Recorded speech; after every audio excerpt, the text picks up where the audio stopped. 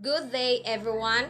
I am Angel Grace Q. Paclar, and I'm here to discuss what is women and reproductive rights. Reproductive rights are the rights of individuals to decide whether to reproduce and have a reproductive health. Reproductive rights embrace certain human rights that are recognized in national laws, international laws, and human rights documents and other consensus documents. Women is often the subject of this population mission. Adolescents in the Philippines, both unmarried and married, face many sexual and reproductive health risks stemming from early, unprotected, and/or unwanted sexual activity. Women reproductive rights may include some or all of the following: the abortion rights movements, birth control, freedom from forced sterilization and contraception, the right to access good quality reproductive health care, and the right to education and access in order to make free and informed reproductive. According to DOH or Department of Health, there's 13 sexual reproductive health rights.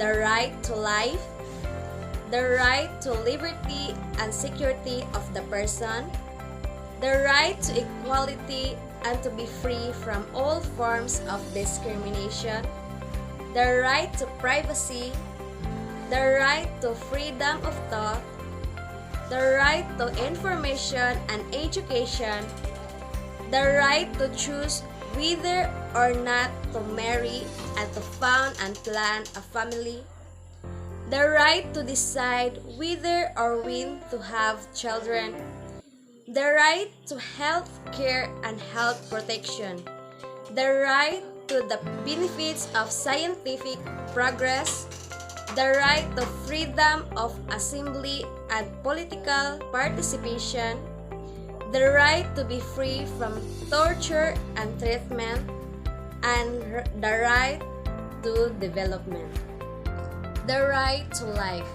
This means, among other things, that no woman's life should be put at risk by reason of pregnancy, gender, or lack of access to health information and services.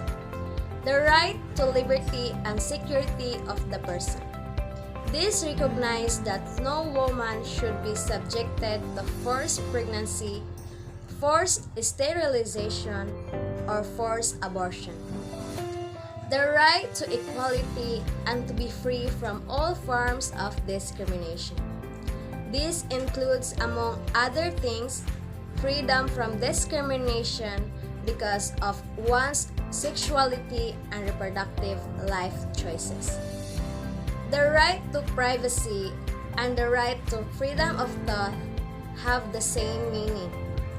This means that all sexual and reproductive healthcare services should be confidential in terms of physical setup, information given or shared by the clients, and access to record or reports. The right to information and education. This includes access to full information on the benefits, risks, and effectiveness of all methods of fertility regulation in order that all decisions taken are made on the basis of full, free, and informed consent. The right to choose whether or not to marry and to found and plan a family. These include the right of person to protection against a requirement to marry without his or with her consent. It also includes the right of individual to choose to remain single without discrimination and coercion. The right to decide whether or when to have children. This includes the right of persons to decide freely and responsibly the number and spacing of their children and to have access to related information and education. The right to health care and health protection. This includes the rights of clients to the highest possible quality of health care and the right to be free from harmful traditional health practices. The right to the benefits of scientific progress. This includes the right of sexual and reproductive technologies that are safe, effective, and acceptable. The right to freedom of assembly and political participation.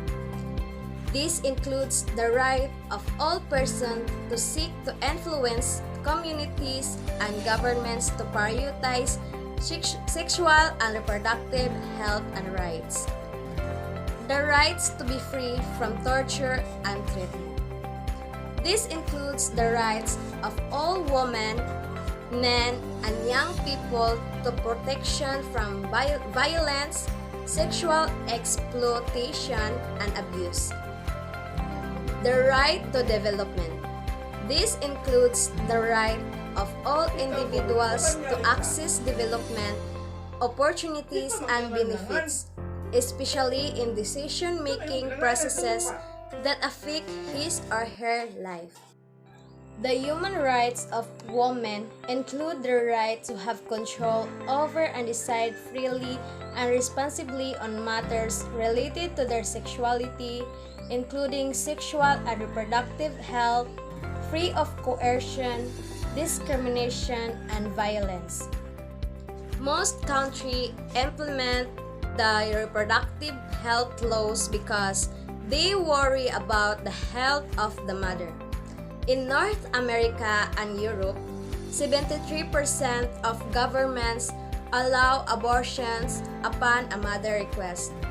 Moreover, the more educated a woman is, the better are her prospects of improving her economic position.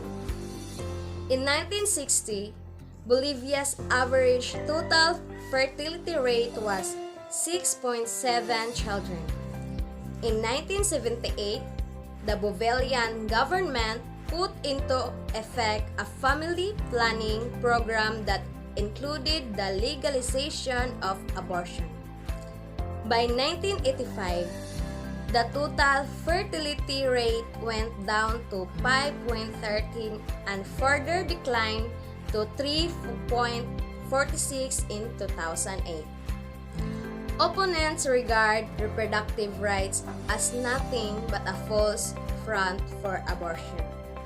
The religious wing of the anti-reproductive rights flanked gas further and described abortion as a debauchery that sullies the name of God.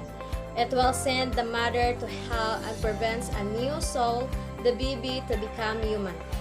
Muslim countries do not condone abortion and limit wives to domestic chores and delivering babies. Senegal only allows abortion when the mother's life is threatened.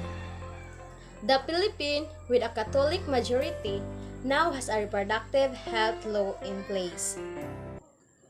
In 1991, the Philippines delegated responsibility for people's health and safety to the local level. The committee observed that the lives and health of thousands of women were put at risk, and that the impact of the order particularly harmed disadvantaged groups of women, including poor women and adolescent girls, as well as women in abusive relationships. The ability to control decisions pertaining to their reproductive health means they control their own destiny.